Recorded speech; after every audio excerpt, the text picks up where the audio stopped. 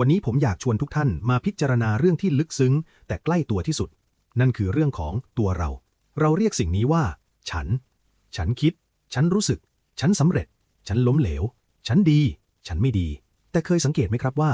ฉันคนเมื่อ10 ปีก่อนไม่เหมือนฉันวันนี้เลยร่างกายเปลี่ยนความคิดเปลี่ยนความเชื่อเปลี่ยนอารมณ์เปลี่ยนแม้กระทั่งสิ่งที่เคยชอบมากวันนี้อาจเฉยๆสิ่งที่เคยโกรธมากวันนี้อาจยิ้มได้ทุกสิ่งไม่เที่ยงเป็นอนิจจังและไม่ใช่แค่สิ่งภายนอกที่ไม่เที่ยงแม้แต่สิ่งที่เราเรียกว่าตัวตนก็ไม่เที่ยงเช่นกันในพระพุทธศาสนาเรียกสิ่งนี้ว่าอนัตตาคือความไม่มีตัวตนถาวรที่ควบคุมได้จริงลองพิจารณาง่ายๆครับเวลาคุณโกรธคุณสั่งตัวเองไม่ให้โกรธได้ทันทีไหมครับเวลาคุณเสียใจคุณบอกตัวเองให้หยุดเสียใจเดี๋ยวนั้นได้ไหมครับถ้าตัวตนเป็นของเราแท้จริงเราน่าจะสั่งได้ทั้งหมดแต่ความจริงคือความคิดเกิดขึ้นเองอารมณ์เกิดขึ้นเองแล้วก็ดับไปเองเหมือนเมฆที่ลอยผ่านท้องฟ้า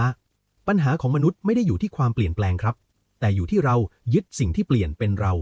ายึดภาพลักษณ์ว่าฉันต้องเก่งพอวันหนึ่งทำผิดพลาดใจก็ทุกข์เรายึดว่าฉันต้องสำเร็จแบบนี้พอชีวิตไม่เป็นไปตามแผนใจก็แตกสลายเรายึดว่าเขาต้องรักฉันตลอดไปพอความสัมพันธ์เปลี่ยนใจก็เจ็บปวดถ้าเราเข้าใจว่าทุกอย่างรวมถึงตัวตนของเราก็เป็นกระแสของเหตุปัจจัยไม่ใช่สิ่งแข็งทื่อถาวรเราจะเบาลงทันทีลองนึกถึงต้นไม้ครับต้นไม้ไม่ได้ยึดติดว่าฉันต้องมีใบแบบเดิมตลอดปีฤดูร้อนใบก็ร่วงฤดูฝนใบก็ผลิเพราะมันไม่ต่อต้านความเปลี่ยนแปลงมันจึงเติบโตได้มนุษย์เราก็เช่นกันถ้าเราปล่อยวางความเป็นฉันแบบเดิมเราจะเปิดพื้นที่ให้การเติบโตใหม่เกิดขึ้นยกตัวอย่างง่ายๆครับมีชายคนหนึ่งเคยล้มเหลวทางธุรกิจเขาทุกข์มากเพราะยึดว่าฉันคือคนสำเร็จเมื่อความสำเร็จหายไปเขารู้สึกเหมือนตัวตนพังทลายแต่เมื่อเขาเริ่มฝึกสติเห็นว่าความสำเร็จก็เป็นสภาวะหนึ่งความล้มเหลวก็เป็นสภาวะหนึ่งไม่มีอะไรเป็นตัวเขาถาวรเขาเริ่มถามตัวเองใหม่ว่าตอนนี้มีเหตุปัจจัยอะไรให้เรียนรู้แทนที่จะถามว่าทำไมชีวิตฉันถึงเป็นแบบนี้จากความทุกข์กลายเป็นการเรียนรู้จากการยึดติดกลายเป็นการพัฒนานี่คือพลังของการเห็นอนิจจังและอนัตตา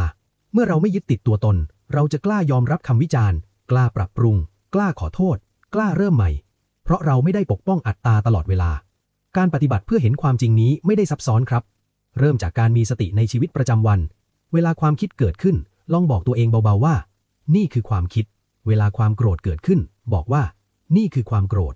ไม่ต้องพูดว่าฉันโกรธแค่เห็นว่าโกรธกำลังเกิดแล้วมันก็ดับทำแบบนี้บ่อยๆเราจะเริ่มแยกออกได้ว่ามีสภาวะเกิดขึ้นแต่ไม่มีตัวตนถาวรอยู่เบื้องหลังเมื่อเห็นชัดขึ้นความกลัวการเปลี่ยนแปลงจะลดลงเพราะเราจะรู้ว่าชีวิตคือกระแสที่ไหลไปไม่ใช่ก้อนหินที่ต้องตั้งมั่นเหมือนเดิมตลอดกาล